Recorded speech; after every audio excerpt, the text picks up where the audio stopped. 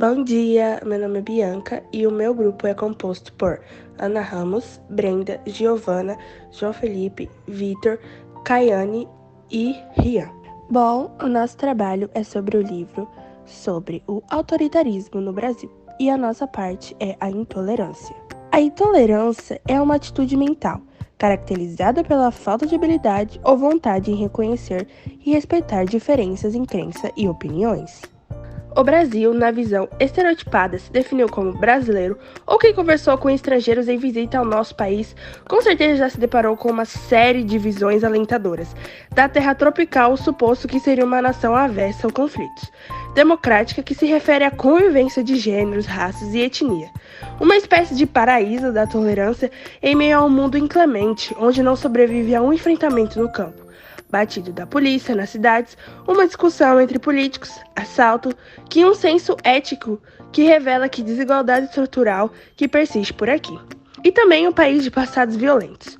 Tratados, cartas e outros documentos dos séculos XVI e XVIII mostram a dureza da convivência colonial e de que maneira essa socialização condicionou o país, de um lado a tentativa de aniquilamento, do outro a justificativa do necessário, do domínio. Ao longo dos séculos, vemos o pensamento humano em relação à religião, suas doutrinas e a forma como são aplicadas. Podemos ver a intolerância a partir da criação do Brasil, fazendo uma comparação como se o Brasil fosse uma murta, fácil de moldar, ou seja, quando os europeus chegaram ao Brasil, eles conseguiram dominar os povos latinos, impondo sua religião e ignorando completamente as tradições e crenças já existentes aqui no Brasil. Porém, assim como a murta, ela pode se desmoldar facilmente, gerando um atrito religioso na época da colonização entre portugueses e indígenas. A intolerância religiosa também aconteceu durante a Idade Média na Europa, sendo comparada com uma peça de mármore branco, difícil de moldar, porém permanente após ser moldado. Muitos se rebelaram contra a Igreja, que acabaram sendo punidos com castigos que causavam até a morte, o que de certa forma funcionou na visão da Igreja, pois até hoje a religião oficial da Europa é o catolicismo. A intolerância, ela se manifesta por inúmeras coisas, entre elas a violência, a discriminação, o preconceito, o caráter religioso, nacional, racial, sexual, étnico e entre outros.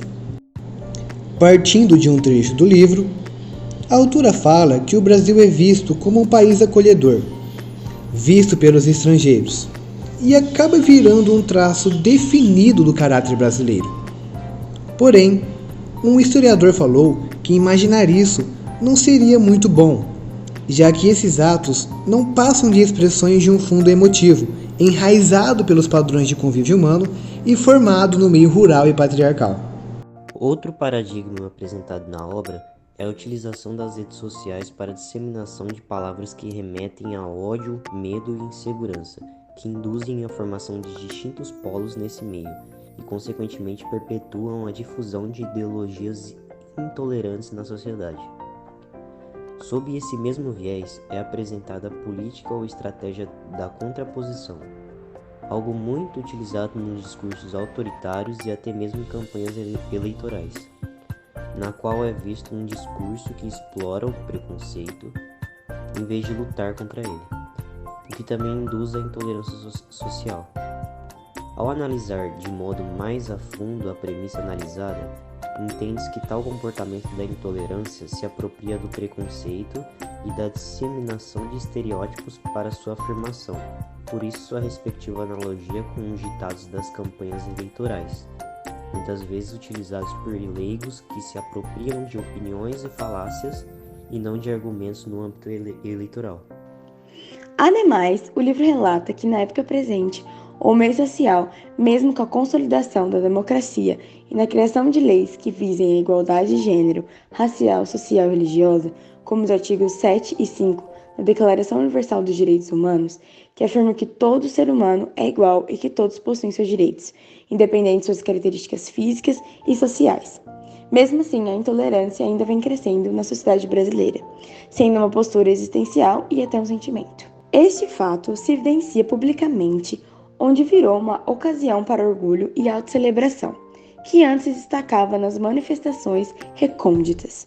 Ademais, as instituições da República Brasileira possuem um péssimo funcionamento, que não englobam uma cultura política democrática que transformaria essas tensões em políticas públicas. Houve, no ano de 2014, uma crise e vários fatores sociais mudaram, como o aumento do desemprego, diminuições dos níveis de renda e a sublinhagem de um potencial político, o da aversão, para a corrupção, a insegurança, ao crime organizado, à desorganização do Estado, aos políticos fisiológicos e aos novos atores políticos e etc. Ao contrário disso, deveria existir a aversão ao racismo, feminicídio, ditadura militar e para a representação dos cidadãos, onde supriria os direitos não cumpridos e a melhora da estrutura social e econômica. Outro sim, a democracia, desde os gregos, é definida como um processo inconcluso e que precisa ser sempre refletido e ampliado. Mas os estados brasileiros se exauriu de visar o crescimento em escala da criminalidade e da deteriorização da segurança. Ademais, uma distopia se espalhou no Brasil que impunha um pensamento retógrafo estabelecido, onde a democracia não teria uma melhora e que sempre continuaria com falhas. Por consequência disso, a maioria da população não possuía um pensamento à prática de melhoras ao país. Em termos gerais, a intolerância está na mudança de tratamento devido à orientação, raça, cor, origem, aparência, religião ou crença.